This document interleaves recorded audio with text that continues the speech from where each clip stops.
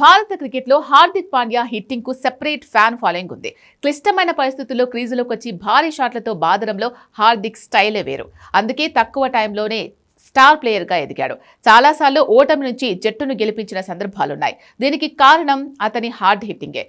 Asia కప్లో గాయపడిన హార్దిక్ తిరిగి సౌత్ ఆఫ్రికా టీ20 సిరీస్తో జట్టులోకి ఎంట్రీ ఇచ్చాడు. ఆ సిరీస్ మిడిల్ ఆర్డర్లో బ్యాటింగ్కు వచ్చిన పాండ్యా సిక్సర్లు, ఫోర్లతో స్టేడియం దద్దరిల్లేలా చేశాడు. ఇప్పుడు విజయ్ హజారే ట్రోఫీలో కూడా అంతకు మించిన విధ్వంసం సృష్టించాడు. తన హిట్టింగ్ స్టామినా ఏంటి అనేది నిరూపించాడు. విజయ్ హజారే ట్రోఫీలో బరోడా తరపున ఆడుతున్న హార్దిక్ పాండ్యా విదర్భతో జరుగుతున్న మ్యాచ్లో సిక్సర్ల మోత మోగించాడు. మొదటి నుంచి నిలకడగా ఆడిన పాండ్యా ఒక్క ఓవర్లోనే తన విశ్వరూపం చూయించాడు. దాంతో అలా కళ్లు మూసి తెరిచే లోపే సెంచరీ బాధేశాడు.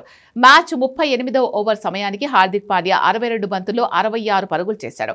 39వ ఓవర్ స్ట్రైకింగ్ తీసుకున్న పాండ్యా గుర్జప్నీత్ సింగ్ వేసిన ఆ ఓవర్లో వరుస సిక్సర్లతో మోత మోగించాడు. దాంతో ఓవర్ ముగిసే సమయానికి 100 పరుగులు బాదేశాడు.